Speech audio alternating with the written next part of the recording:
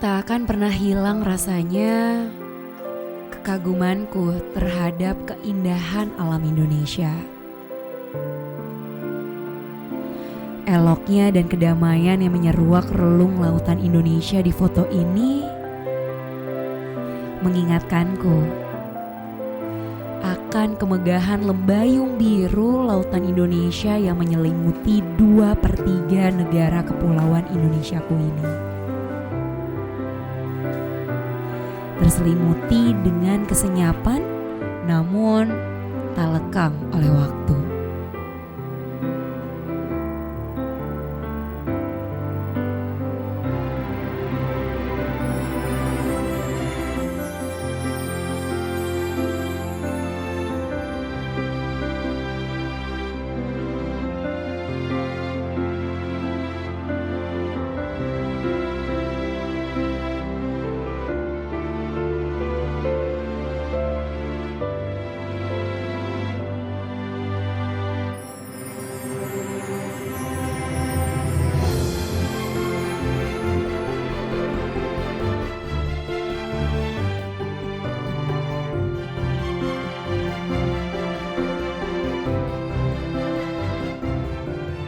Apalagi yang aku impikan selain terbangun di pulau surga ini.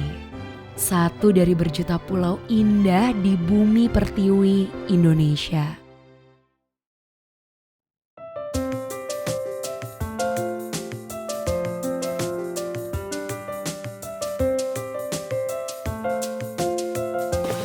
Dua, tiga.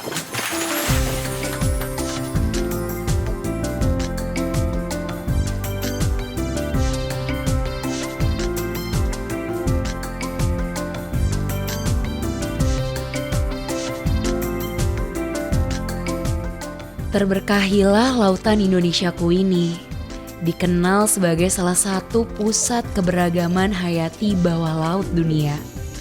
Sebuah rumah bagi 76% spesies terumbu karang yang berada di dunia dan sebuah kawasan yang masuk ke dalam segitiga terumbu karang dunia atau Coral Triangle.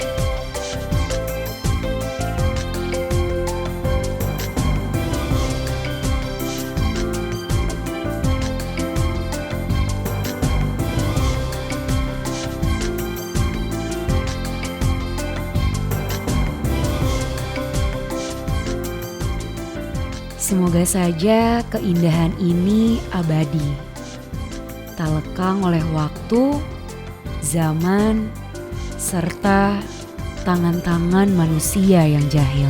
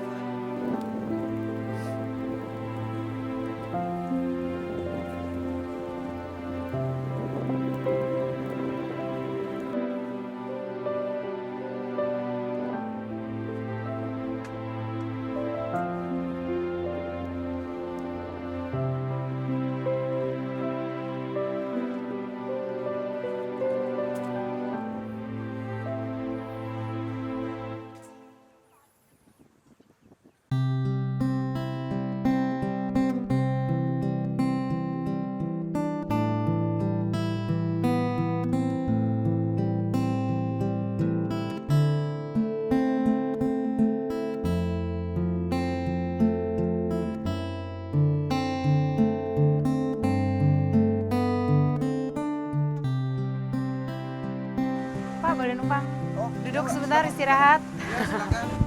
Lagi jalan-jalan nih kebetulan. Ya. Wah, ini masyarakat asli sini nih Pak?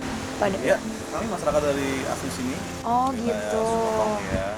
Kenapa kalau misalnya masyarakat asli Lombok Barat ini rata-rata rutinitasnya apa nih kegiatan? Mayoritas pekerjaannya? Kalau dari masyarakat kita sendiri, kita punya banyak kegiatan, artinya dari pekerjaan masyarakat ya. Ada yang nelayan, ada Ah, petani, ada juga yang sebagian beternak, gitu. Ada Ada juga yang di pariwisata. Jadi sebagian besar kita juga punya pesisir. Jadi Lombok Barat itu memiliki pesisir yang cukup luas, mulai dari Semigi sampai di Bangku-Bangku. Artinya itu cukup banyak. Artinya masyarakat kami yang bergantung dari kelautan ya, baik itu dari perikanannya, pariwisatanya, dan juga dari transportasi oh gitu. pabriknya. Terus kalau untuk sampai dengan saat ini kan tadi dikatakan ya bahwa memang mayoritas ada ya sebagai nelayan dan juga dari objek pariwisata gitu ya. Iya, iya. Ini berarti ada upaya untuk menjaga lingkungan dan alam sekitar nggak? Ya pasti. Itu kan kita punya komunitas itu ada di Pokmaswas. Jadi kita juga punya Pokmaswas khusus untuk di daerah konservasi Lombok Barat yang di Sekotong ini. Kita punya luas areal konservasi itu sekitar 5.200 hektar lebih. Nah kemudian untuk Pokmaswas ini udah aktif sejak kapan untuk daerah Lombok Barat nih, Mas? Kalau untuk Pokmaswas ini kita sudah aktif itu mulai dari 2012 awalnya itu Iya, sudah mulai. 2012. 2012 itu sampai ke sekarang ini kita selalu aktif dan itu memang sebuah keinginan dari masyarakat sendiri yang ingin menjaga lautnya tetap lestari, karena dulu sebelum ada Pokmaswas banyak sekali pelaku illegal fishing yang merusak yang ada dari penambangan karangnya, penambangan pasir, juga mereka melakukan penangkapan dengan potasium ataupun juga dengan bom. Jadi itu kan sebuah cara-cara yang bisa merusak biota laut kita, habitat kita, dan juga itu bisa menghancurkan generasi kita yang akan datang seperti itu. Karena kita tahu sendiri bahwa kita punya potensi alam yang sangat-sangat luar biasa sekali. Dan ini harus kita jaga, dan kalau kita biarkan terus dirusak, kita mungkin tidak akan pernah bisa mengatakan bahwa kita adalah bagian dari daerah yang memiliki surga di Indonesia seperti itu. Jadi permasalahan kami sekarang ini, selama ini kita banyak melakukan kegiatan konservasi dan kita kerjasama dengan beberapa instansi yang terkait, yang artinya memiliki tanggung jawab untuk menjaga dan melestarikan laut kita ini. Tetapi di sisi lain, ini beberapa instansi terkait ini sekarang sudah mengeluarkan statement ataupun izin untuk memperbolehkan salah seorang atau mungkin sebuah kepentingan yang ini bukan kepentingan nasional ya.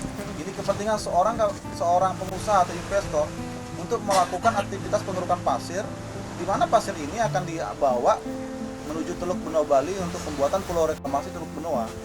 Dan ini kita nggak habis pikir kenapa izin itu bisa dikeluarkan, sementara selama ini kita sudah melakukan kerjasama bagaimana kita menjaga laut kita, bagaimana melestarikannya, dan kita sudah melakukan banyak konservasi. Dan anehnya Bali sendiri, masyarakat Bali sendiri itu menolak. Artinya dengan adanya pulau reklamasi saja Bali itu menolak, masyarakat Bali menolak gitu ya, meskipun diuntungkan. Di sini yang jadi pertanyaan kami, sementara di Lombok jelas-jelas kita akan dirugikan dengan aktivitas pengerukan pasir, malah izinnya dikeluarkan. Untuk lokasi pastinya sendiri pengerukannya bakal dilangsungkan di area mana?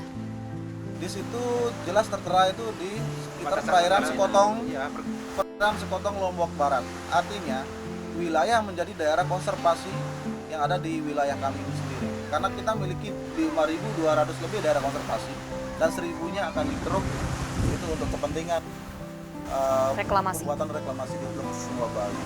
Oke. Ini untuk penentuan lokasinya sendiri berdasarkan apa? Akhirnya ditentukan di 1.000 luasan tersebut.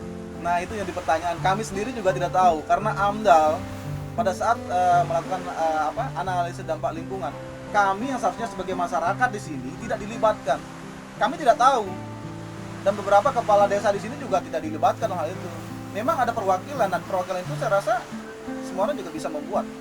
Nah, tapi kan orang-orang yang harus dilibatkan adalah orang yang mengerti tentang laut. Mereka mengerti tentang bagaimana harus ekosistem laut ini dijaga, bagaimana dampak-dampaknya, mengerti tentang dampak itu sendiri. Memang kalau misalnya itu terjadi nih Mas, sudah dipastikan ya kerusakan ekosistem itu udah pasti terjadi.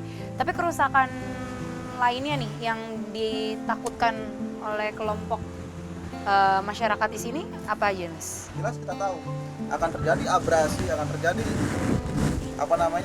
kerusakan untuk ekologi dan biota laut kita ya.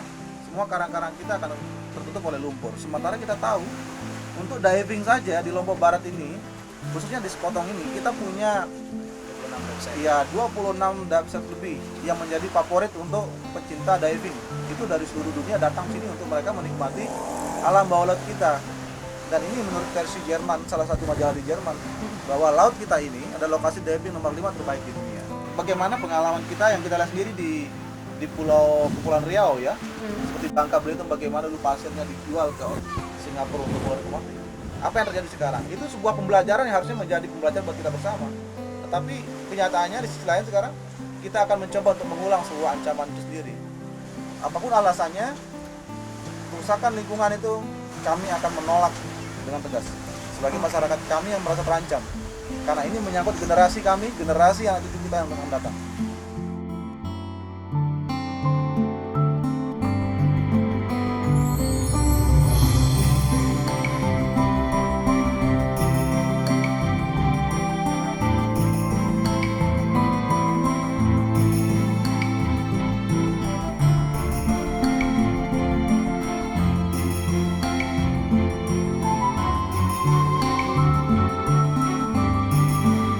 Berumbul-umbul, ombak menghempas, berdesik, pasir membisik, dan sang surya langit kian menjingga di ufuk barat. Namun, jiwa dan raga ini seakan menolak untuk berdamai dengan keadaan yang terjadi di kedua mata ini. Akankah keindahan ini akan terhenti untuk sebuah kepentingan nafsu, sebuah keindahan semu yang manusia ciptakan, atau keindahan hakiki sang pencipta alam semesta? Indonesia, ku ingin kilaumu tak lekas sirna.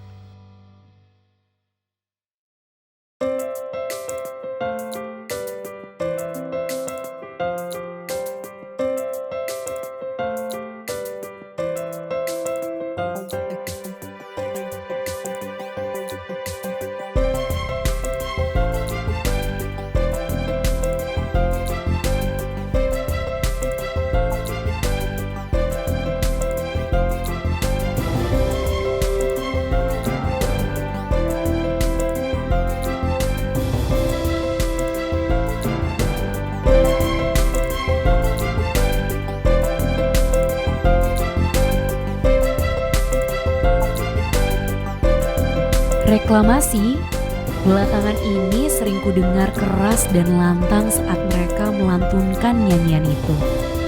Yang ku tahu sejatinya reklamasi adalah memperbaiki sebuah kawasan yang rusak menjadi lebih berguna. Namun, kenapa yang kutemui begitu berbeda dengan pemahaman pada awalnya? Ada sesuatu yang hilang di sini. Akan ku coba mencari tahu tentang reklamasi ini.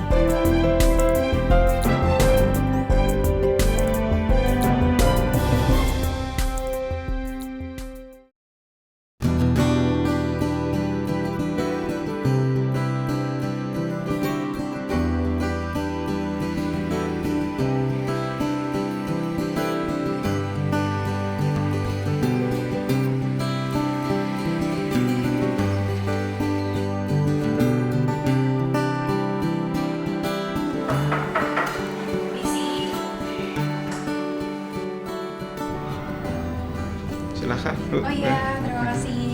Gimana Ya, kabar? kabar baik, saya Rima, Pak. Made Oh, aja. iya. Selamat datang di kantor kami, Bu Rima. Iya, terima kasih sebelumnya, Pak. Iya, kebetulan saya memang punya kepedulian lebih nih sama laut. Dan kalau ngomongin Indonesia kan Bali sebagai pintu masuk ya, keindahan alamnya, kemudian wisatanya juga. Saya mau punya beberapa pertanyaan nih, Bang Made. Pertama, salah satunya adalah untuk di Bali sendiri. Iya. Ini kan memang Pulau Dewata gitu, dilingkari dengan lautan gitu ya. Potensi kelautan dan perikanan di Bali sendiri apa aja nih yang memang sudah berkembang dan mungkin akan berkembang nantinya? Di Bali ini memang pulaunya pulau unik ya. Orang sering bilang Pulau Dewata gitu ya. Bali ini kecil, cuman dari sisi sumber daya alam khususnya itu sangat-sangat utuh Berlimpah ya. Ya artinya pertama Bali ini punya gunung, kedua Bali ini punya danau. Karena Bali ini pulau kecil tentu dikelilingi oleh laut kan gitu. Nah laut kita sekitar 6.900 km persegi. Itu dibandingkan dengan daratannya yang itu 1,7 kali luas daratan. Potensi perikanan kita, potensi lestarinya itu adalah 147.000 ton. Dan di samping itu juga ada potensi untuk terumbu karang yang ada di Bali yang kita miliki, ada juga pasir, sumber daya, ada juga air laut dalam yang bisa dimanfaatkan, ada juga sumber daya yang untuk budidaya, luasannya 1.500 hektar untuk budidaya rumput laut dan juga untuk budidaya ikan di laut. Nah kemudian nih Pak, kalau untuk reklamasi kan di Bali ada beberapa area yang memang sudah ada reklamasi dan juga ada perencanaan untuk pembuatan reklamasi baru gitu ya. Ini untuk hal pembuatan reklamasi ini ada syarat tertentu nggak sih Pak? Dan alasan awalnya itu apa sih? Yang pertama, secara umum reklamasi itu adalah suatu kegiatan yang dilakukan oleh orang untuk meningkatkan manfaat dari lahan yang ada, kan gitu. Baik itu dilakukan dengan pengurugan, baik itu dilakukan dengan pembuatan drainase, baik itu dilakukan dengan pengeringan lahan. Jangan salah bahwa reklamasi itu sangat-sangat luas gitu. Hanya tidak sekedar untuk membuat pulau, tapi pengurugan itu kalau ada abrasi itu kalau dilakukan pengurugan ya namanya reklamasi juga gitu. Oke, nah kemudian kalau untuk syaratnya nih Pak, kalau untuk syarat untuk dilakukan reklamasi, yang pertama adalah harus ada rencana umum reklamasi.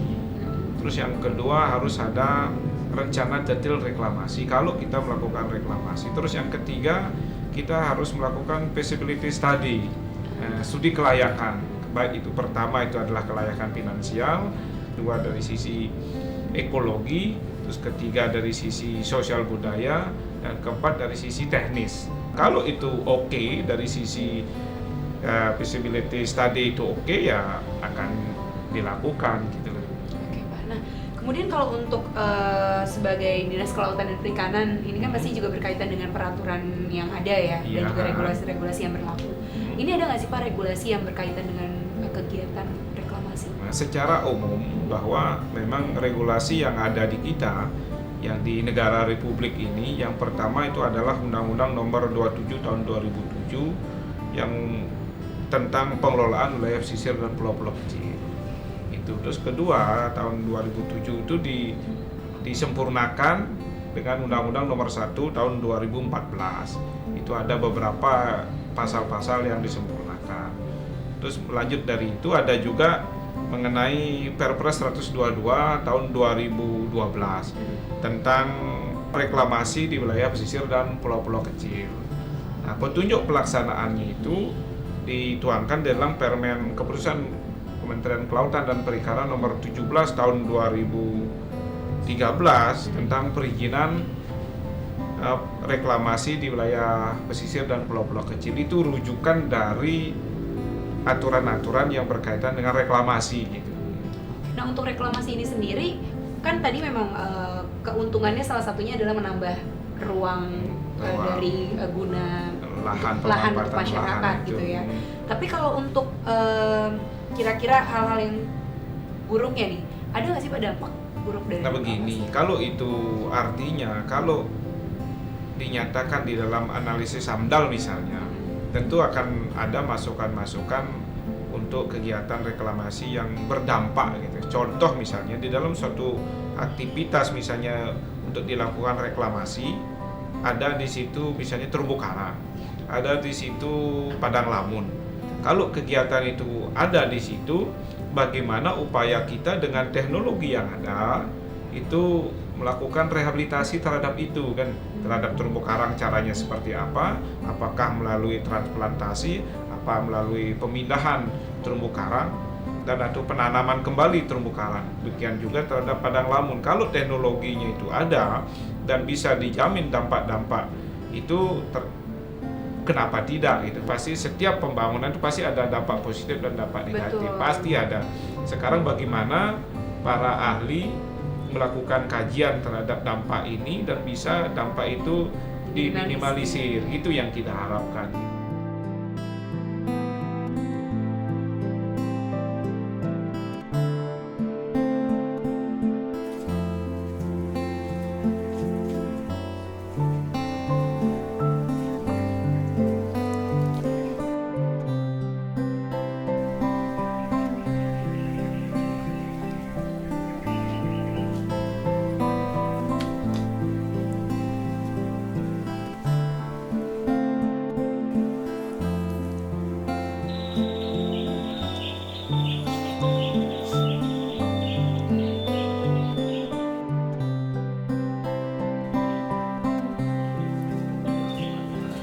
Oh ya, halo, selamat siang.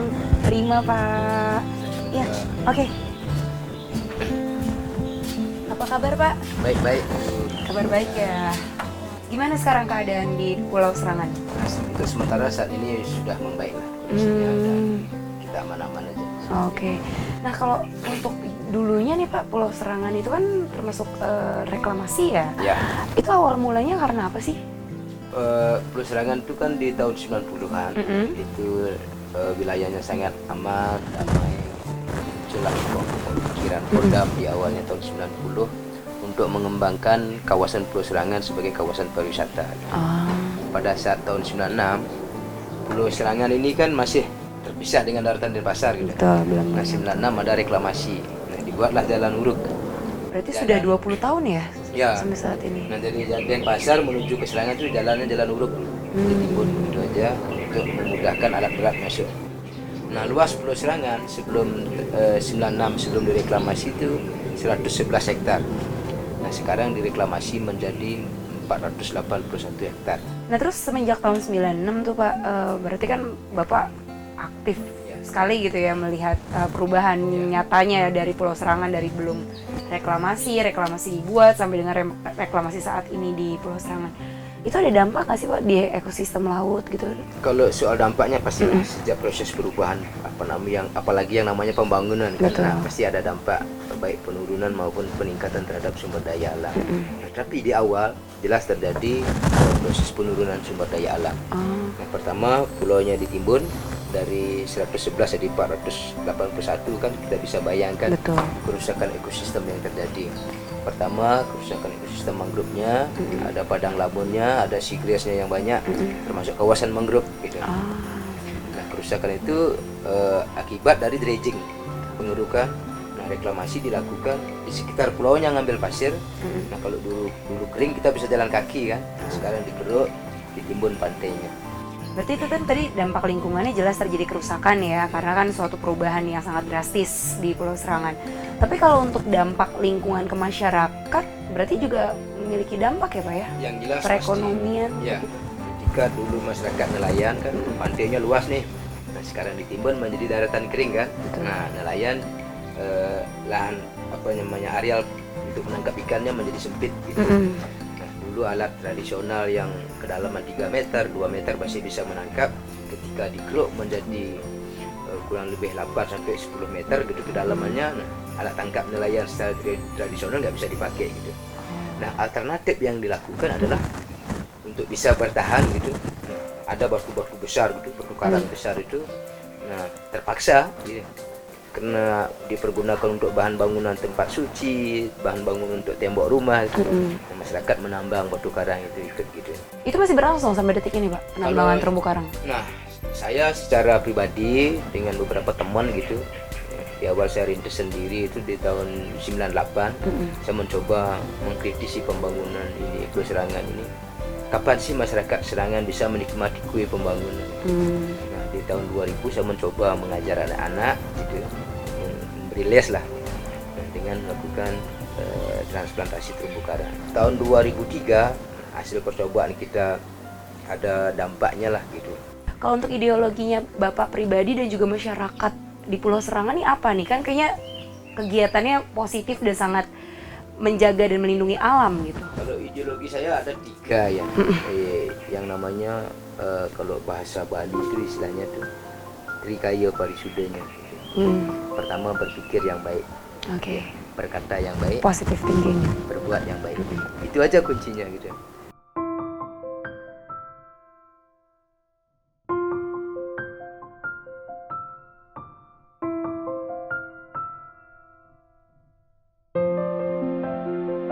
Kegiatan reklamasi hendaknya tidak tumpang tindih dengan fishing ground nelayan yang mengakibatkan kerusakan sumber daya ikan dan lingkungannya, merusak alat tangkap nelayan, serta menghilangkan akses nelayan kembali ke rumahnya.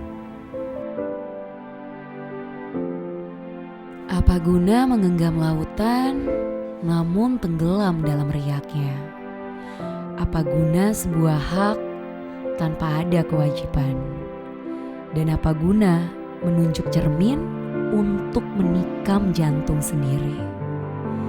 Tak ada yang dapat disalahkan dan tak ada pula yang mau disalahkan dalam kondisi ini.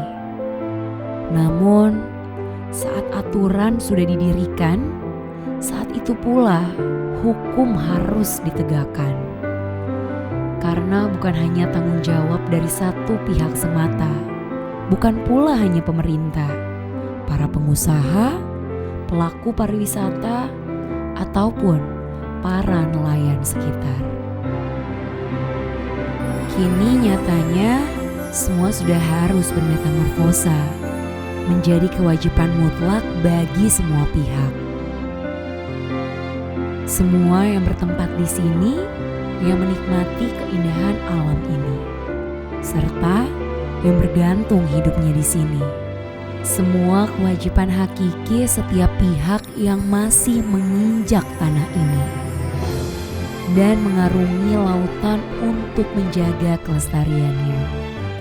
Semoga berbagai peraturan dapat berdiri dengan lurus dan pengawasan terhadap ekosistem laut tetap berada di tempat semestinya, guna menjaga kelestarian Indonesia untuk masa depan yang lebih lestari.